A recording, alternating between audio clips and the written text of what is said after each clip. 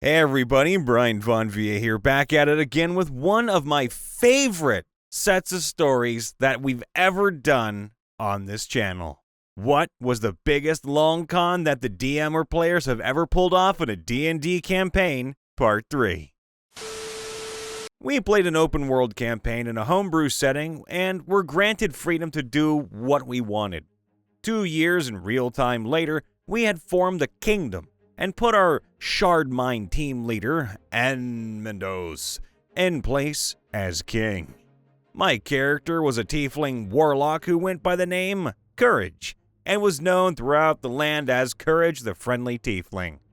I constantly gave money to the homeless and provided another player funds to set up an orphanage to alleviate our ongoing homeless children problem and humanitarian crisis.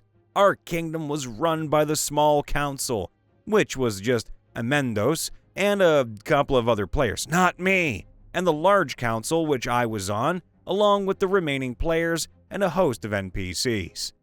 This included the mayor of our capital, the head of our armed forces, and technically the dragon that lived in the borders of the kingdom, to whom we owed a favor.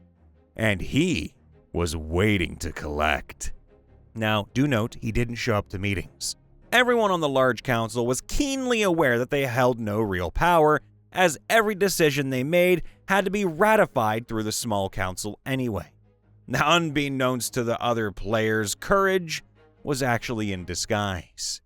I had written up an entire real and fake backstory for him, and his warlock patron was a devil called Lazaron that the party had several run-ins with. Lazaron liked to pretend he was an ally and did nothing overtly aggressive, but no one on the team was going to trust him. Well, that's where I came in. Courage's real backstory was that Lazaron wanted an agent in the New Kingdom, and eventually wanted said agent to rule it so that he had an outpost of his own on the mortal plane. So, I set to work. I did something that Mendos didn't do enough. I spent time befriending the NPCs. I spoke to the capital mayor and learned that the explosion in size of the city since the empire's founding had left him out of his depth. And he was growing concerned about the dragon that was only a few miles from the city. I gave him advice on how to run the city and taught him dragon etiquette so he could keep the dragon happy. And he thanked me profusely for being such a helpful advisor. I then spoke to the head of the army and learned that spending the last 10 years at peace did not sit well with him. He wanted a war to justify his existence so that he could actually achieve something. So I planted the seeds of insurrection and soon had him promising to back me if I started a coup. I spoke to the dragon, having already researched dragon etiquette and installed a kobold minion to be both the dragon's servant and my representative to the dragon. So it turns out that the dragon is getting impatient with Mendos and would be happy to install a new leader who was a bit quicker at repaying debts. So I had everything in place: political support, military support, and a dragon. I was poised to launch the coup and claim the kingdom for myself. Then, Courage got ambushed by some vampire highwaymen, and in the first round of combat was killed by the first attack.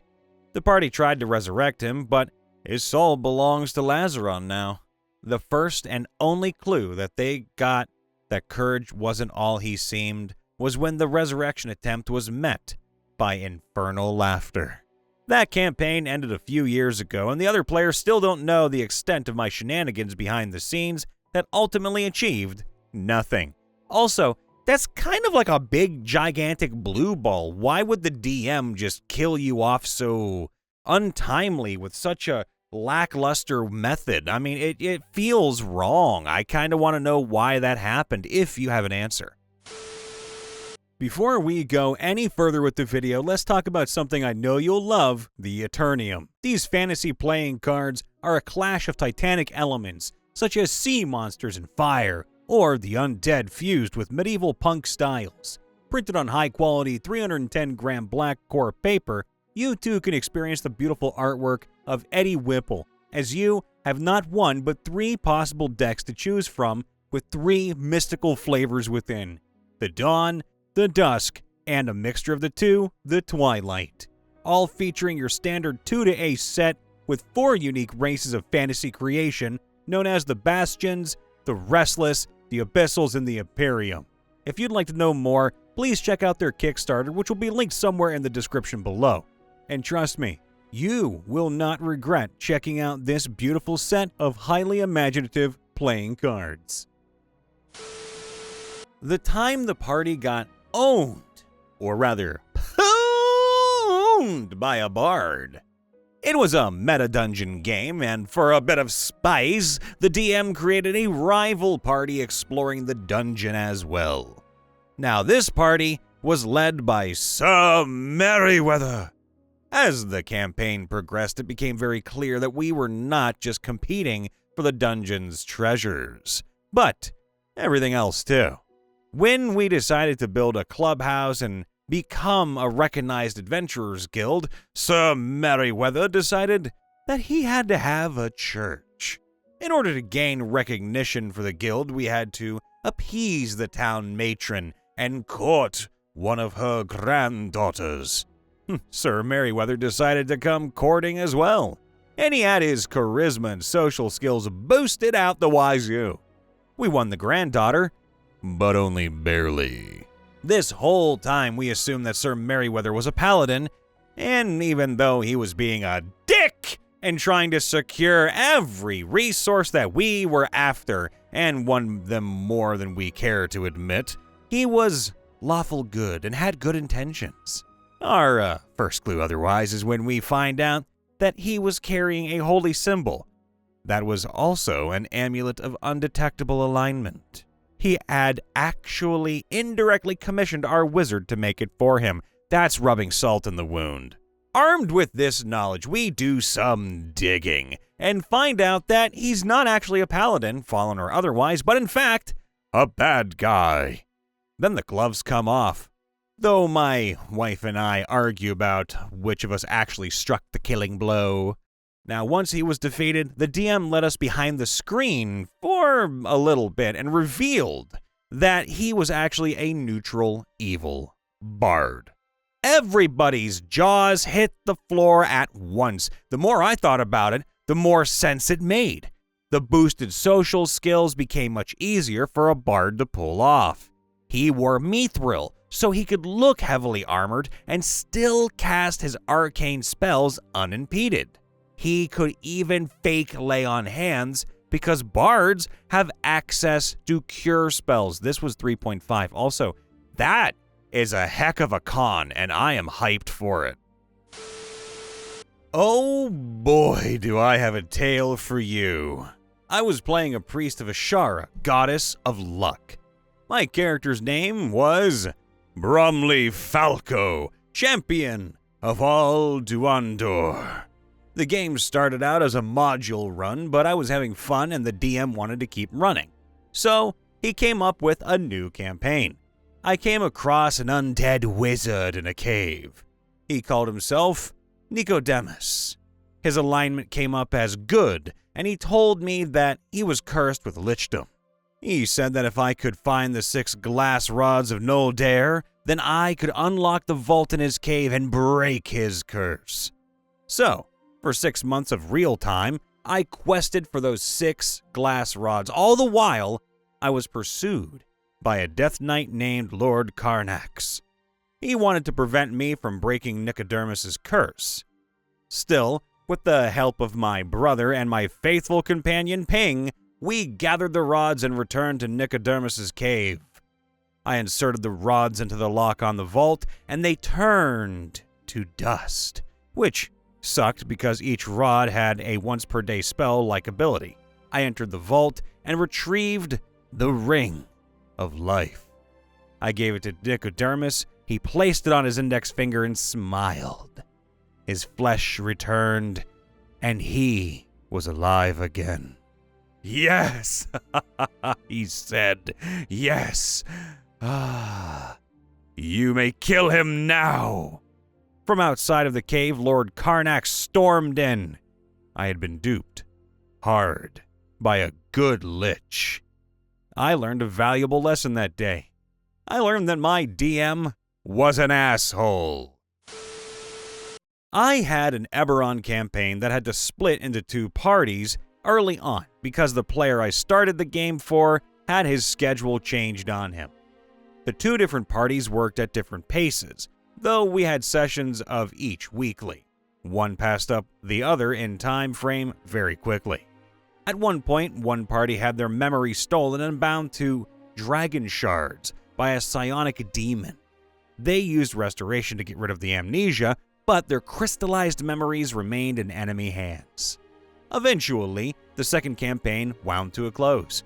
They were months ahead of the timeline the other campaign, but Mike, the player who starred in the first party, didn't want to wait months to switch back.